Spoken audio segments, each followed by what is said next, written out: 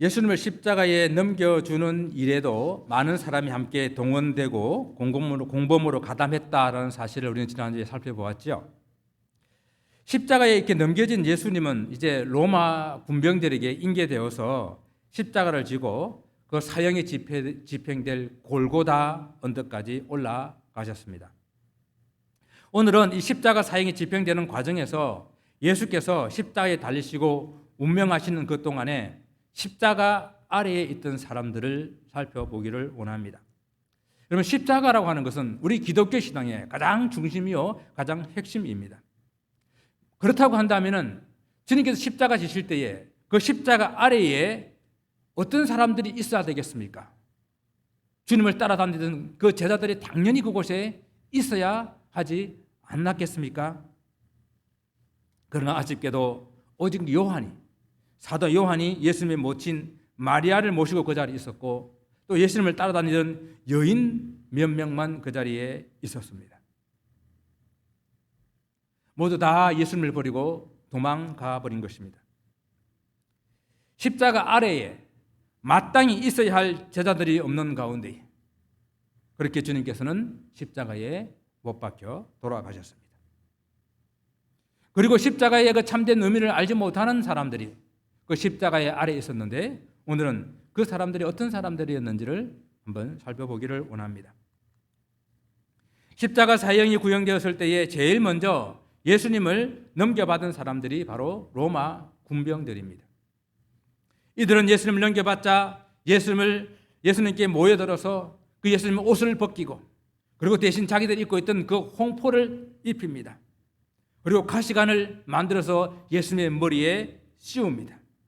그리고 손에는 갈대로 만든 막대기를 그 손에 들려줍니다.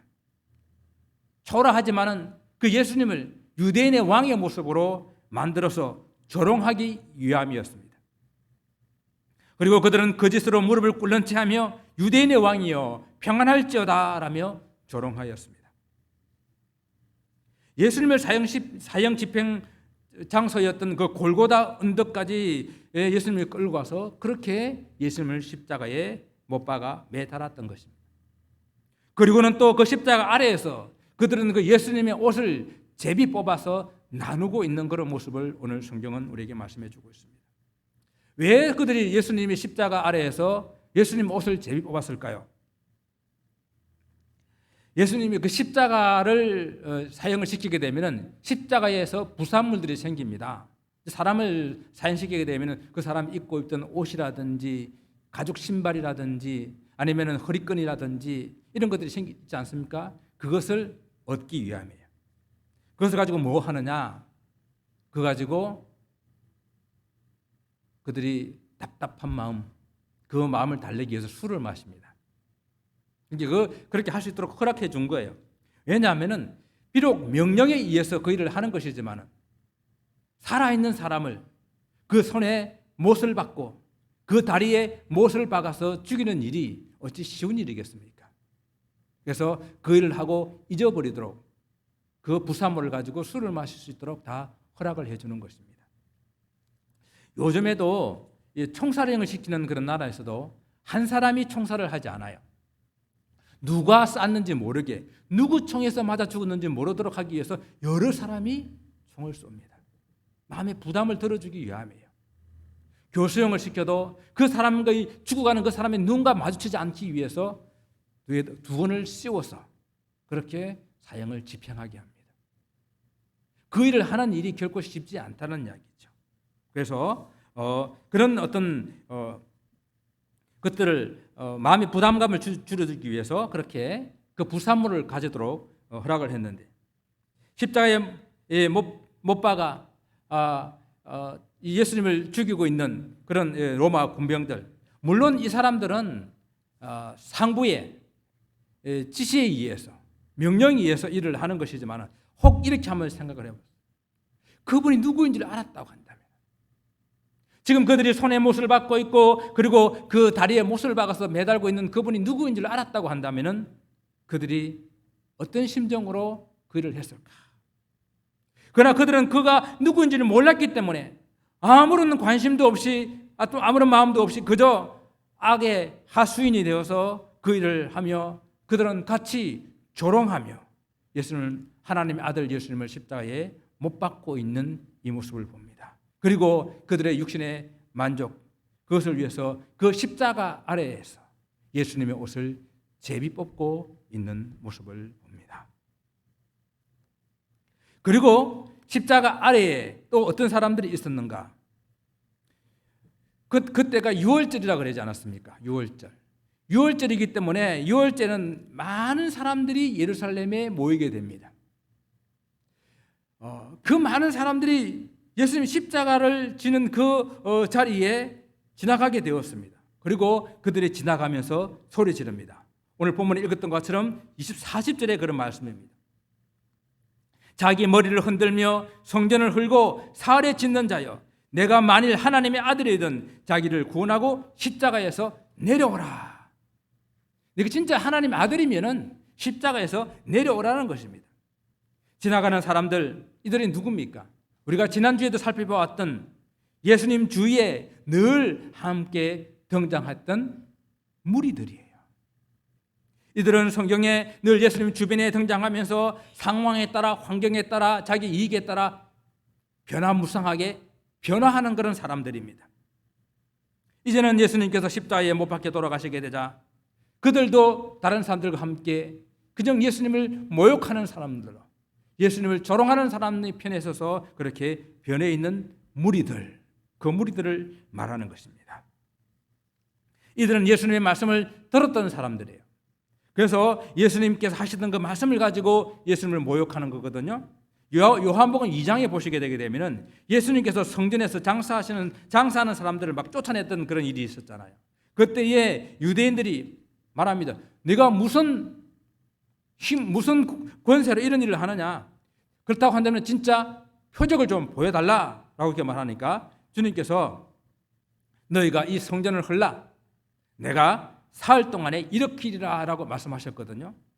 그때 유대인들이 막 말합니다. 아니 우리가 지금 46년 동안 이 성전을 짓고 있는데 네가 사흘 동안에 3일 동안에 그 성전을 일으킨다는 것이 말이 되냐? 하나님의 신령한 이 성전을 모독한다라고 예수님을 공격했었습니다. 그들은 예수님이 말씀하시는 의미가 무엇인지를 몰랐기 때문에 그러죠. 예수님이 지금 당신의 몸, 그 몸을 성전으로 비유하여 말씀하시는 것이었습니다. 깨달을 리가 없었습니다. 그때도 못 깨달았던 그 무리들이 지금도 깨닫지 못하는 가운데에 예수님을 모욕합니다. 머리를 흔들면서 성전을 헐고 사흘에 짓는 자여, 내가 만일 하나님의 아들이든 자기를 구원하고 그 십자가에서 내려오라라고 말하는 것입니다. 그들은 여전히 그 무리 가운데서 나오지 못하고 무리 가운데 머물면서 예수님을 모욕하고 있는 것입니다. 여러분, 갈보리 언덕에 세워진 그 십자가 그 이후에 이 우리 교회에서, 우리 기독교 신앙에서 가장 중요한 상징이 된 십자가. 그래서 교회들마다 십자가를 세웁니다. 교회 안에도 많은 십자가가 있습니다. 그리고 그 십자가 밑에 수많은 사람들이 지나갑니다. 마치 십자가는 하나의 장식인 양, 십자가의 그 의미도 깨닫지 못하고 십자가로 수없이 사람들은 그냥 지나가고 있다라는 거예요. 그리고 이 세 번째는 십자가 사건을 주도했던 종교 지도자들입니다. 예수께서 달리신 그 십자가 밑에는 그 일을 처음부터 주도했던 그런 사람들이 있었거든요. 어떤 사람들입니까? 대제사장들, 그리고 장로들, 서기관들, 이런 사람들이 바로 즉 종교 지도자들이 있었습니다. 그들은 돈으로 가룟 유다를 매수합니다. 또 돈으로 거짓 증인들을 매수합니다. 또 돈으로 많은 사람들을 매수해서 예수님을 십자가에 못 박으라, 십자가에 못 박으라 외치게 만들었습니다. 이제 그렇게 예수님을 십자가에 내어주고 예수님이 그 십자가에서 어떻게 되는지 그 마지막을 지켜보고 있는 종교 지도자들이 있었습니다. 이 무리들은 예수님을 모욕하고자 그들도 합심하여 희롱하고 있는 그런 모습을 보게 됩니다. 그가 남은 구원하였으되 자기는 구원할 수 없도다. 그가 이스라엘의 왕이로다. 지금 십자가에서 내려올지어다. 그리하면 우리가 믿겠노라. 당시 이들은 유대 종교 지도자들로서 백성들을 하나님의 말씀으로 인도하고 그리고 진리로 생명으로 인도해야 될 막중한 그런 책임을 가지고 있는 사람들이었습니다. 유대 나라는, 이스라엘이라는 그런 나라는 다른 나라와 아주 좀 독특해요. 뭔가 하면은 다른 나라에 있는 종교 지도자들, 즉 이런 목사들과는 차원이 달라요. 이스라엘은 종교가 곧 정치요, 정치가 곧 종교예요. 지금도 이스라엘은 종교당의 최당수가 이스라엘의 수상입니다. 그 정도로 정치적이 아주 강한 종교 집단이 이스라엘이에요. 그리고 이스라엘이 그 보수적인 세력들이 우세가 되게 되면 바로 그 보수당의 종교당의 최당수가 이스라엘 총리가 되는 거예요. 그 정도로 정치적이 강한 종교 집단이기 때문에 이 종교 집단의 종교 지도자라고 하는 것은 엄청난 힘을 가지고 있고 사람들 가운데 많은 영향력을 미치는 사람들이라는 이야기입니다. 그런데 그렇게 종교 지도자들에 대해서 의존도가 높은 그런 나라의 사람들이 이것을 악용하여서 사람들의 그 연약한 약점을 이용하고 자기들의 욕심과 이익을 챙기는 데만 혈안이 되어 있다라는 이야기입니다. 그럼 우리 주님은 어땠었습니까? 주님께서는 이 종교 지도자들과는 결이 다른 삶을 살아셨습니다. 또한 이 종교 지도자들이 정말 잘못된 길로 백성들을 인도하고 잘못된 모습으로 살아가고 있는 그 모습들을 과감하게 책망하며 그들을 잘못된 부분들을 지적했습니다. 그러자 많은 사람들이 참 진리이신 예수님을 쫓아가게 되었어요. 많은 사람들이 예수님을 따라다니게 되었습니다. 그래서 그들 스스로 뭐라고 말하는 줄 아십니까? 너희 하는 일이 쓸데없다. 보라, 온 세상이 그를 따르는도다. 지금 종교 지도자들이 예수님을 막으려고 했지만 그 모든 일 다 쓸데없다는 이야기예요. 온 백성들이 예수님을 따라서 다니고 있는 그 모습을 보면서 이렇게 스스로 자기들이 이야기하고 있는 말씀이 요한복음 12장에 기록되어 있습니다. 대제사장들과 장로들은 백성들이 떠나가지고 다 예수님께로 옮겨가고 있는 그 모습을 바라보면서 예수님을 어떻게 하든지 죽이려고 했던 사람들이에요. 여러분 원래 정치인들 이 사람들은 사람들의 그 지지율에 아주 민감해요. 민감합니다. 지금 우리 미국에도 대통령 지지율이 40에서 밑에 떨어졌다가 다시 회복됐잖아요. 뭐 괜찮다 하지만은 절대 괜찮지 않습니다. 한국도 지지율이 20%. 예, 괜찮다. 그럼 국민만 바라보고 나겠다 하지만은 절대 괜찮지 않아요. 위기입니다, 위기. 예.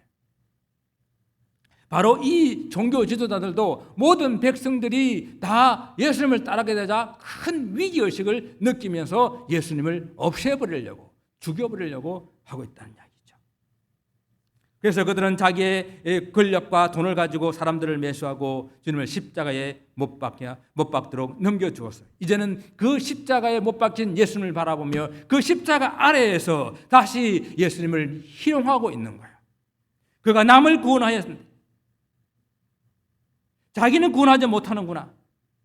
만약 네가 하나님의 아들이면 그 십자가에서 내려오라. 그래야면 내가 믿겠노라. 우리가 믿겠노라.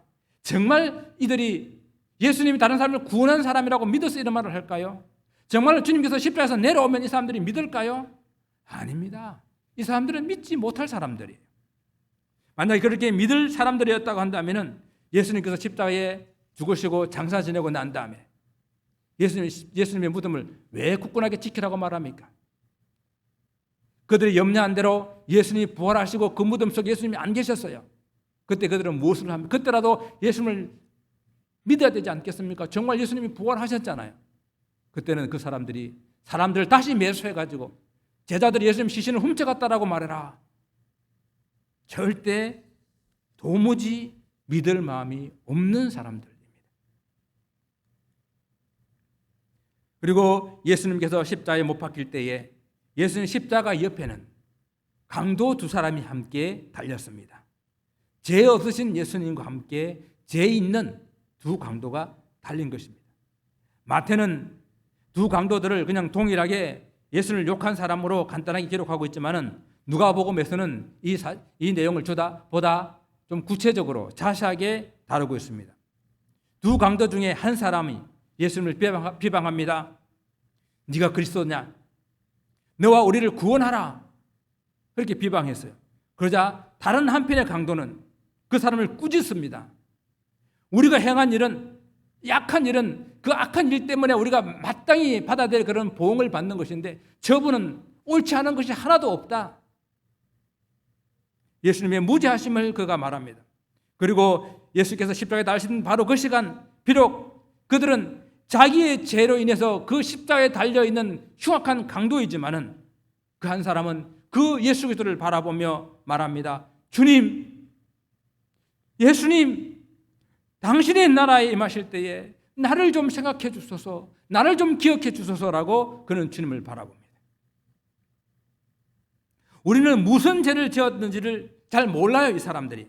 하지만은 그 십자가라는 그 최고 흉악한 사람들이 당하는 그 형벌에 죽는 것이라고 한다면은 그 죄가 좀 심각한 죄가 아니겠습니까? 비록 그러한 흉악한 죄인이라 할지라도 십자가에 달리신 그 주님을 바라보게 될 때에 그들은 구원을 얻었다라는 것입니다. 주님께서 오늘 내가 나와 함께 낙원에 있으리라. 그들은 구원받기 전에 한 일이 아무것도 없어요. 사형장에서 마지막 한순간 주님을 바라보고 간구하여서 주님을 바라보고 믿었어. 그 주님을 통해서 구원을 얻게 된 사람입니다. 뭐 그렇다 해가지고 여러분들도 평생 동안 나쁜 짓 하다가 마지막 숨 넘어가는 순간에 예수를 믿으라는 그런 이야기가 아니에요. 그러지 마세요. 마지막 순간 그 순간이라도 정말 마지막 그 순간이라도 주님의 십자가를 바라보고 주님을 믿으면 구원을 받을 수 있다라는 말씀을 하시는 것이죠. 자, 오늘 본문을 시작할 때에 또 한 사람이 등장하게 되는데 아주 간단하게 등장한 사람이 있습니다. 그 사람이 누굽니까? 구레네 사람 시몬입니다. 예수님의 십자가를 지고 간 사람이에요. 유월절 때는 많은 사람들이 예루살렘에 오거든요. 그 당시에 디아스포라 됐던 사람들, 전 세계로 흩어졌던 사람들이 유월절을 지키기 위해서 막 옵니다. 그때의 이 구레네 시몬, 구레네 지역에 살고 있는 시몬이란 뜻이죠.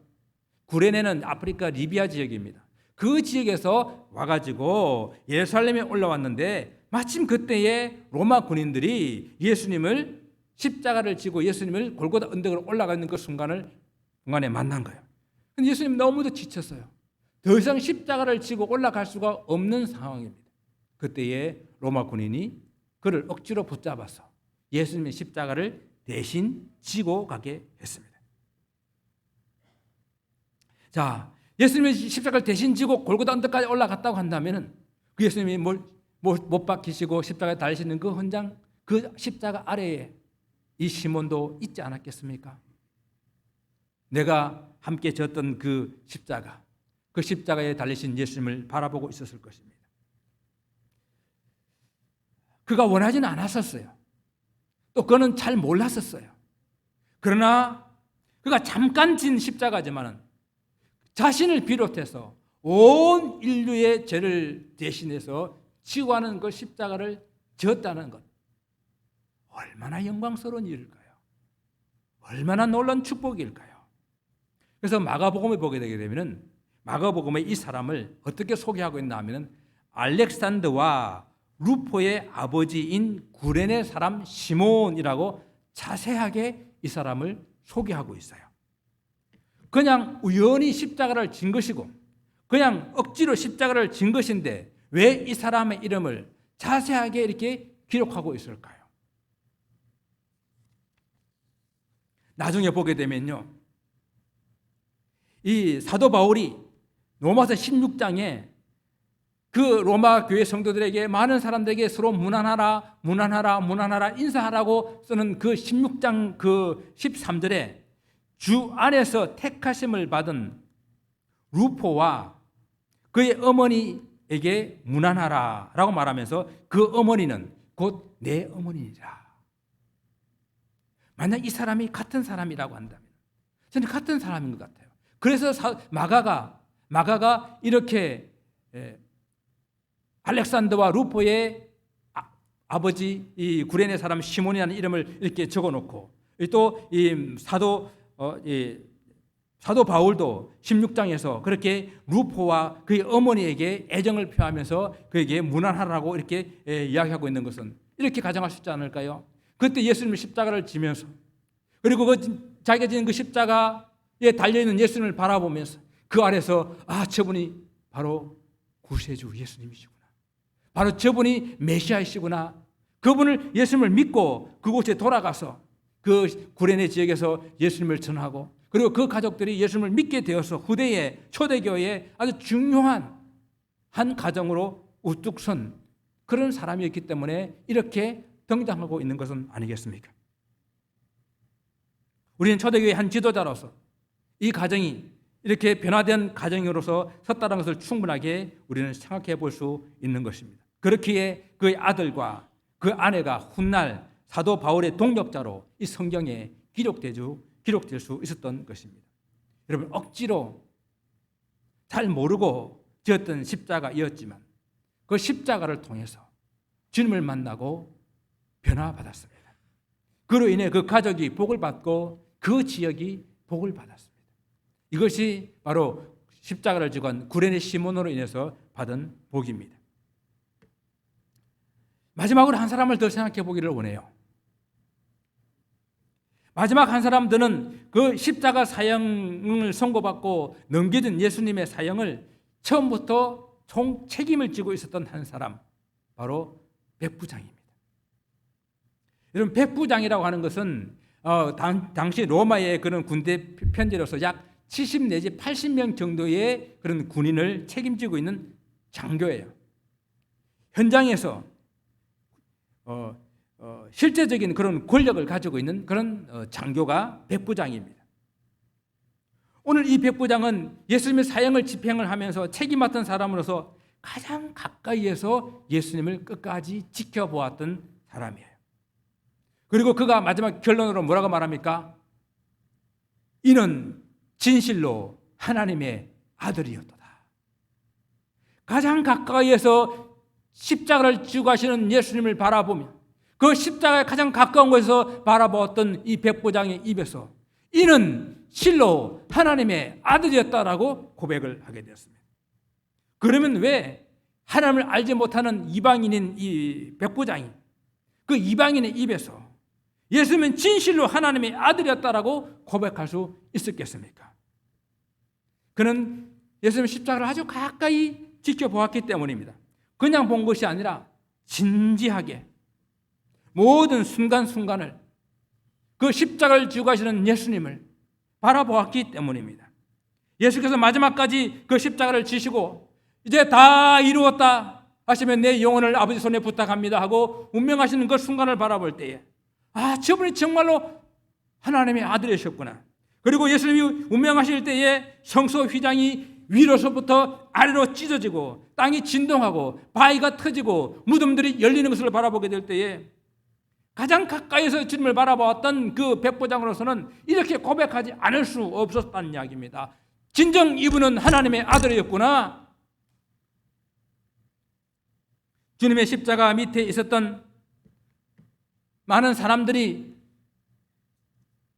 왜 예수님을 하나님의 아들로 바라보지 못했을까요?